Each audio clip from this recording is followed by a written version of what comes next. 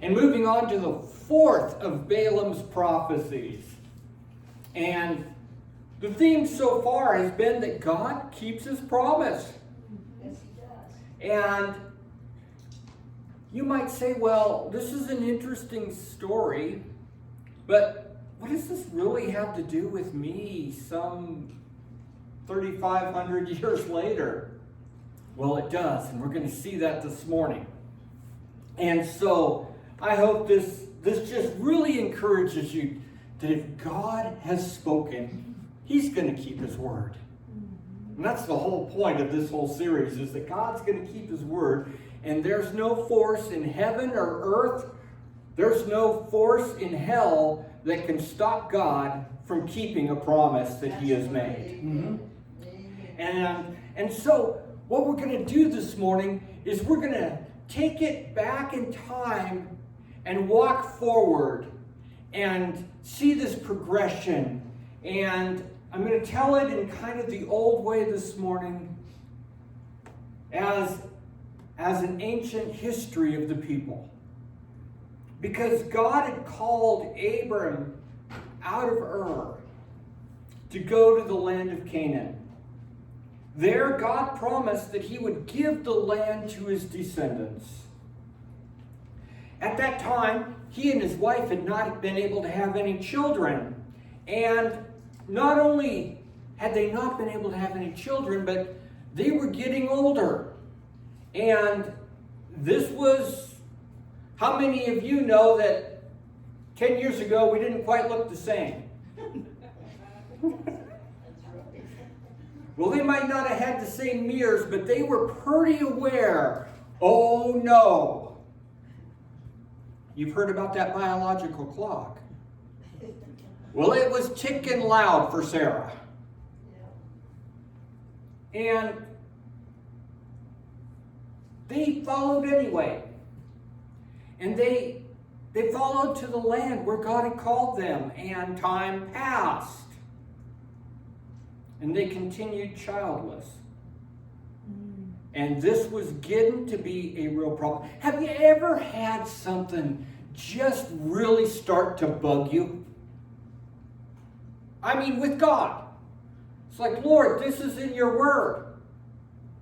What's going on here? I have. I've had many a session with God. I relate to Abraham here. Abraham went to God. He says, this is really bothering me. And what I love about the Bible is that it's not so sanitized as we tend to make it. We tend to clean everything up, right? Yeah. But let's be honest. When something's really bugging us, when we have a desperate, pressing need and we have a biblical promise and it's not happening, there's some emotion involved. Is it? Yes. I think it's okay. I think God's not afraid of my emotions because he made them. And so Abraham, I imagine this prayer was not saintly and sanitized. Imagine it was one closer to what I would pray. Not saying that I'm Abraham, but I'm saying I think I'm human. And I think Abraham's human.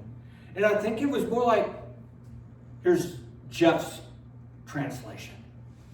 God, you promised me this. I'm over 80. What's up? Would you pray like that? In that situation? What's going on here? Because, like, I'm not 40 anymore. Reality. And neither is my wife. And here's what God answered. I love it. God answered. Then the word of the Lord came to Abram, saying, oh, and I forgot one thing. He's like, because if you don't, help me out here, Eliezer's, my servant, is going to be the inheritor of my estate. God answers, says, this one will not be your heir. But one who comes from your own body will be your heir. And the Lord took him outside and said, Now look to the heavens and count the stars, if you are able. Then he told him, so shall your offspring be. Abraham believed the Lord, and it was credited to him as righteousness. I love that God is going to answer a man who is believing, but saying there are some very realistic problems with this coming to pass. I love that. God's not intimidated by it. God says, your realistic problems are not my realistic problems. 1. 2, I'm going to keep my word.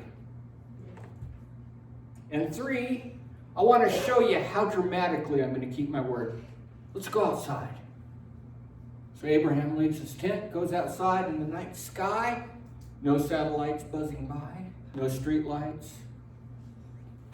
Looks up, and God says, if you can count those, you'll know how many descendants you are.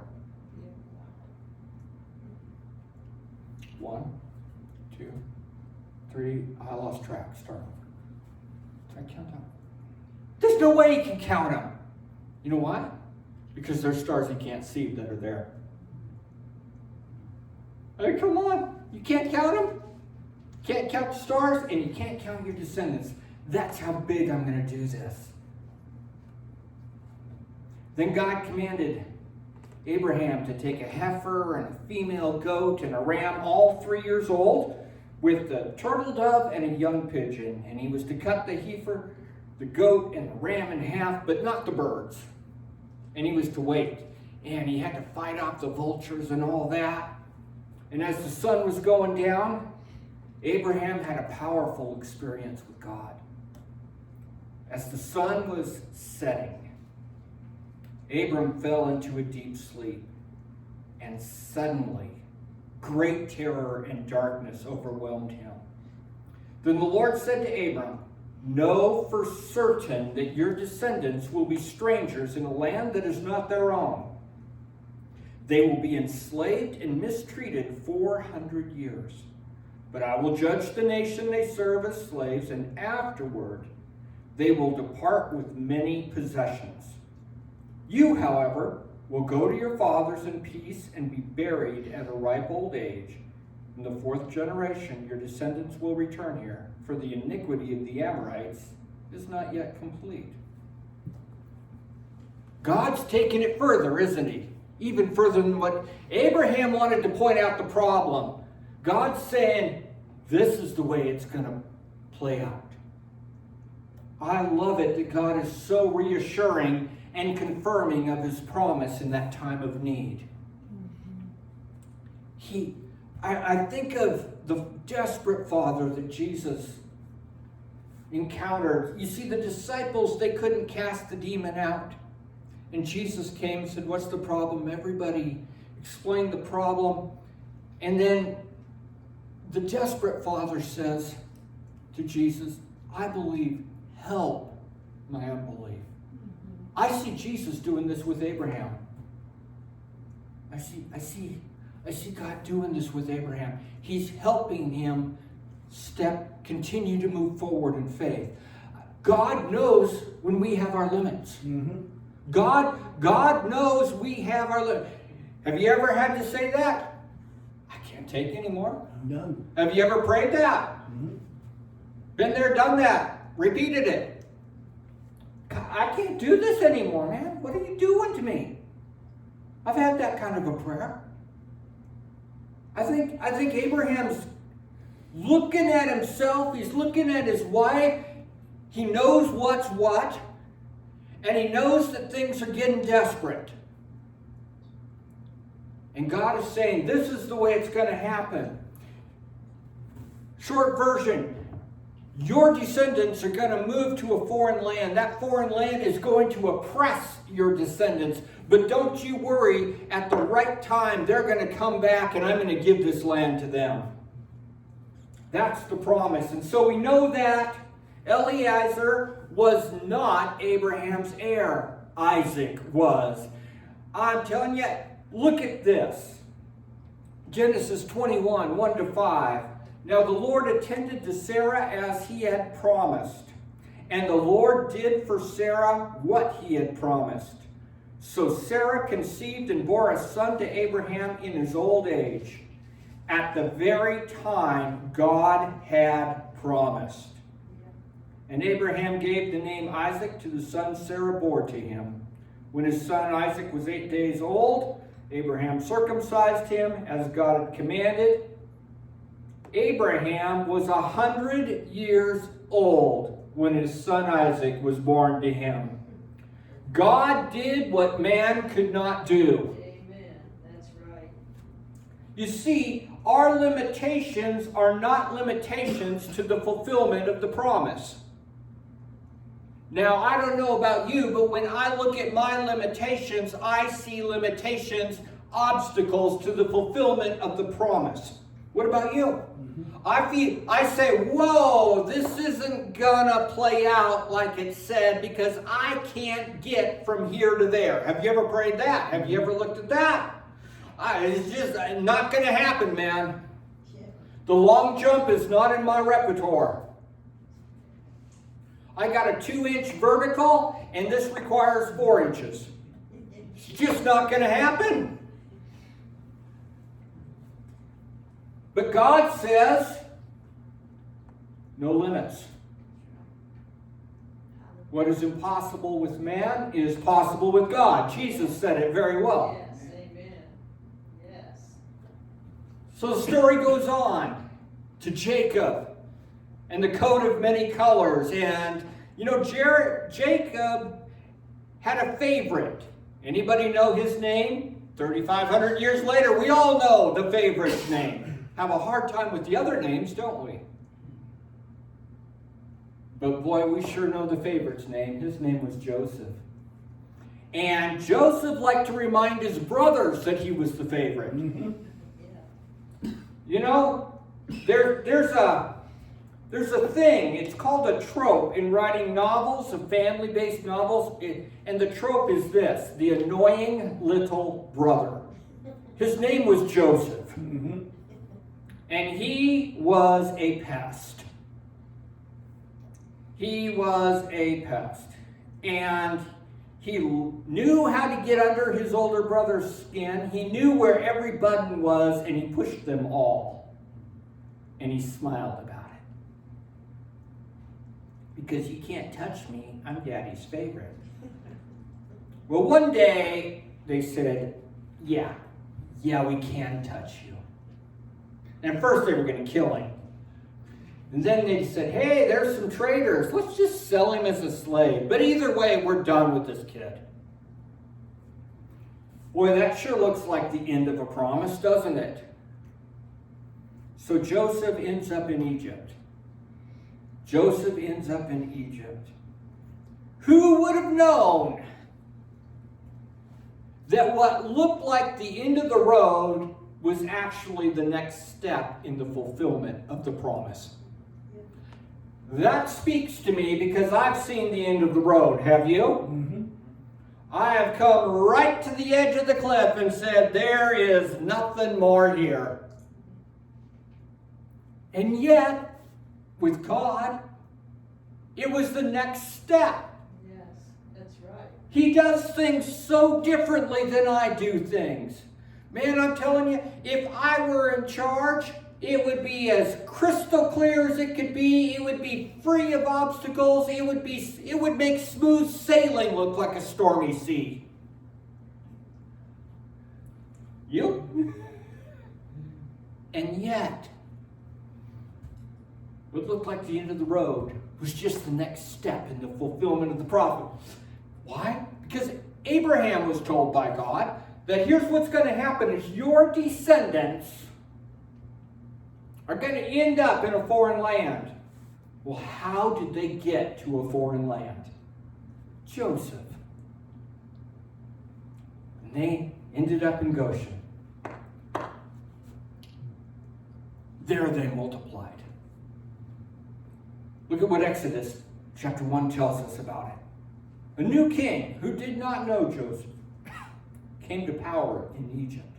Look, he said to his people, The Israelites have become too numerous and too powerful for us. Come, let us deal shrewdly with them, or they will increase even more. And if a war breaks out, they may join our enemies, fight against us, and leave the country. So the Egyptians appointed taskmasters over the Israelites to oppress them with forced labor. As a result, they built Pithom and Ramses as store cities for Pharaoh. But the more they were oppressed, the more they multiplied and flourished. So the Egyptians came to dread the Israelites. Here they are. And you'll notice that in the text, the description of life in Egypt are the very words that God told Abraham. They will be oppressed and it will be harsh. But that can also look like the end of the road, can't it? Man, this is just not panning out. Every step I take, it gets worse than the day before. Have you been there? Mm-hmm. It's so easy to give up on the promise, isn't it? Because it seems like every step of the way is another obstacle, another, I guess this isn't going to happen.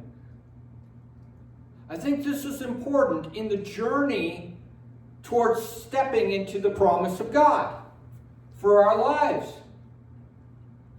It looks like a dead end over and over and over again.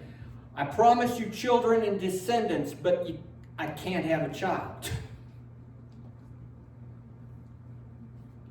Your children are going to live in a foreign land. We sold the favorite into slavery. We don't even know where he is. It sounds like a dead end.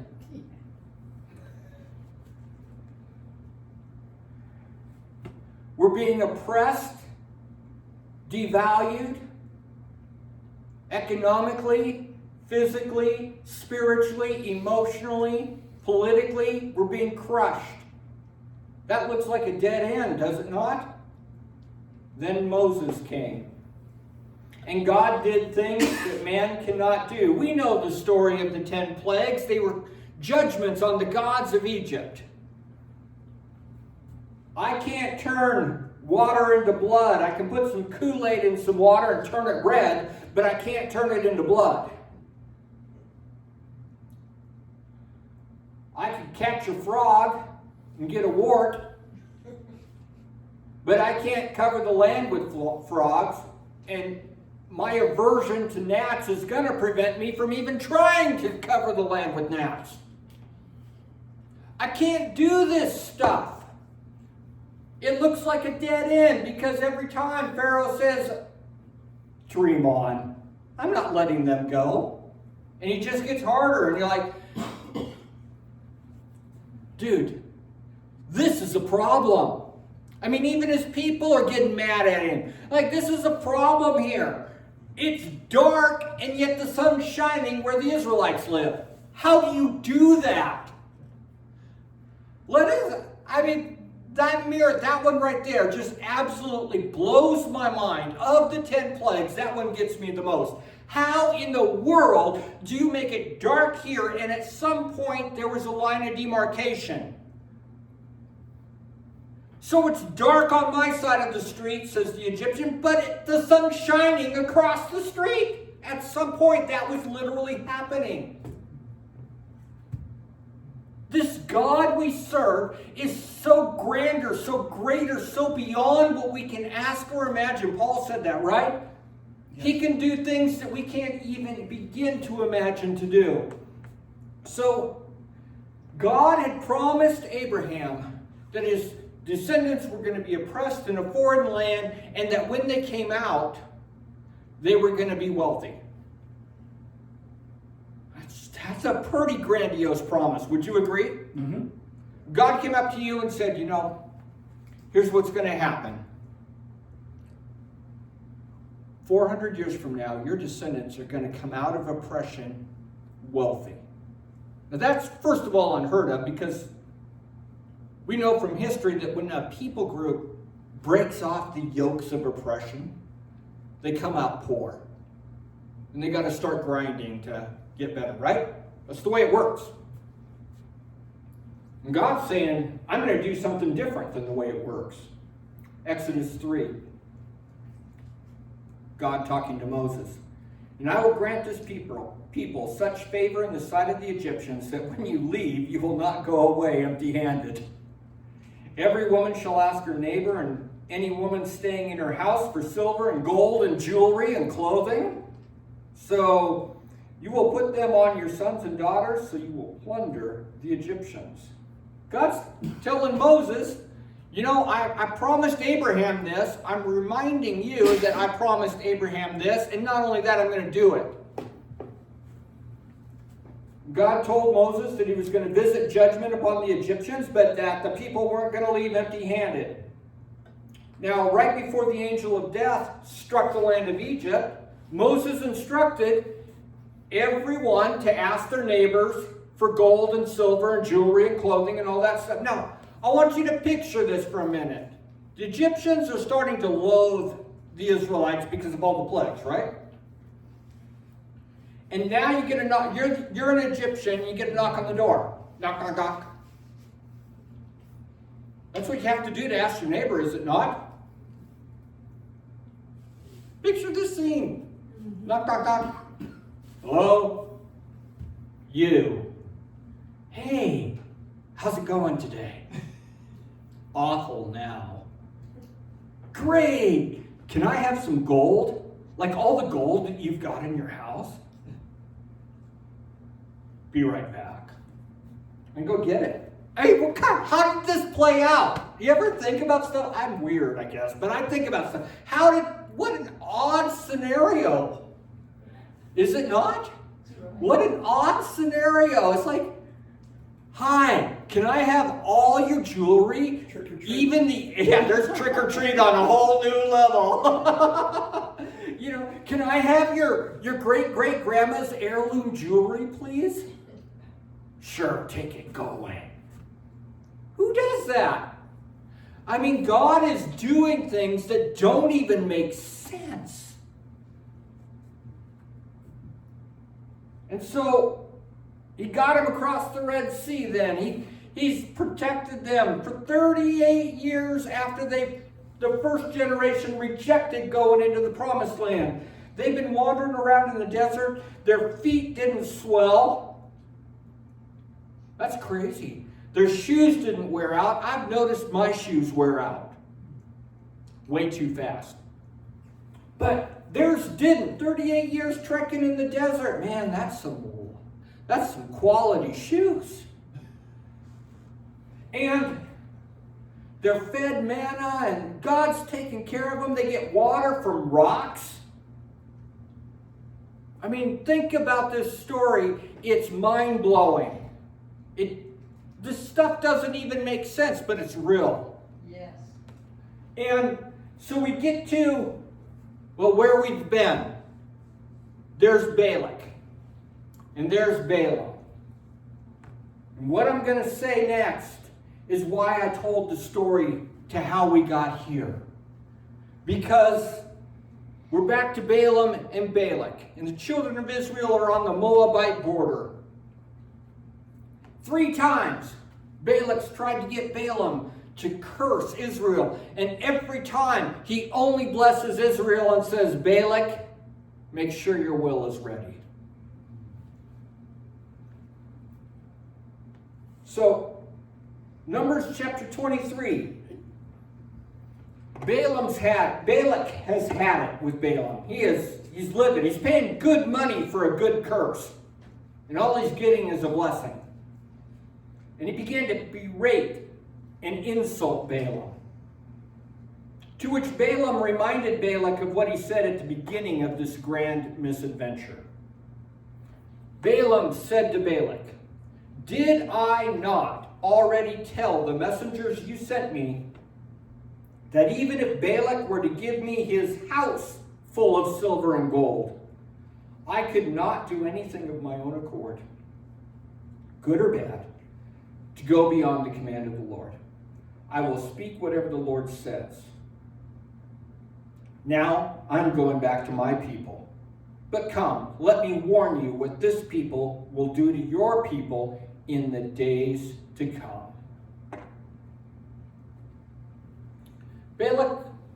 Balak's right here.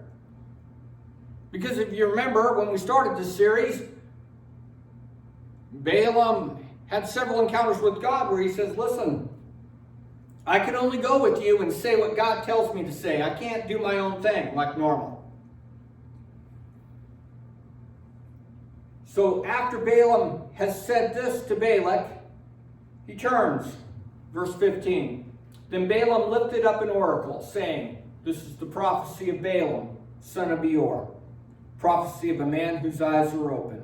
Prophecy of one who hears the words of God, has knowledge from the Most High, who sees the vision of the Almighty, who bows down with eyes wide open. Now the prophecy starts. I see him, but not now. I behold him, but not near. A star will come forth from Jacob, and a scepter shall arise from Israel.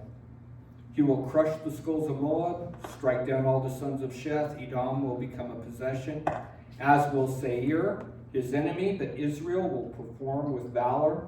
A ruler shall come from Jacob and destroy the survivors of the city.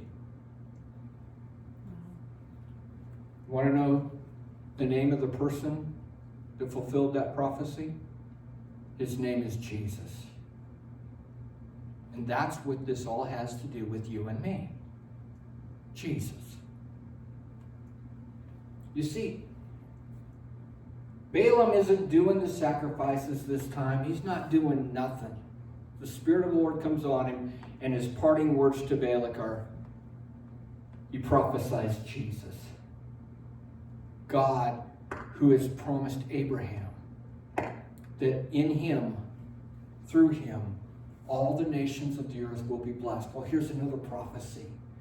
That not only am I going to put the people in the land I promised them, but from them is going to come one who will rule the nations and who will bless all of the people groups on the face of the earth. In this prophecy, Balaam explained God's continuing plan for Israel far into the future.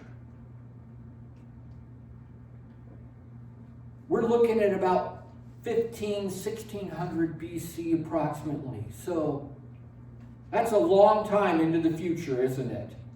For him to be prophesying. The nations of the land that are there on that day are soon going to be removed. Balaam continues his prophetic word with 3 brief utterances, and then he turns around and walks away and goes home. Then, verse 20, then Balaam saw Amalek and lifted up an oracle, saying, Amalek was first among the nations, but his end is destruction. Next he saw the Kenites and lifted up an oracle, saying, your dwelling place is secure, and your nest is set in the cliff. Yet Cain will be destroyed when Ashur takes you captive. Once more Balaam lifted up an oracle, saying, who can live unless God has ordained it? Ships will come from the coast of Cyprus. They will subdue Ashur and Eber, but they too will perish forever. God has told Balak that no matter what he does to stand in the way and oppose God, because ultimately that's what he's doing, God is going to accomplish his word. Mm-hmm. Now, the reminder of the story from Abraham forward shows us that in the journey along the way from promise to fulfillment, there are many opportunities to give up. In the journey from promise to fulfillment, there are many opportunities to stop believing. And you know what? They're legitimate. I'm 90 and I don't have a child. Call that legitimate? I do. One of the kids of the promise has gone missing and we have no idea where he is. We all think he's dead. Does that sound like an opportunity to quit believing? Mm-hmm. We are so oppressed that we can barely get food for ourselves, yet alone do anything else. Does that sound like an opportunity to quit? I mean, these all sound, they're legitimate, aren't they? But God. We're going to talk more on that next week.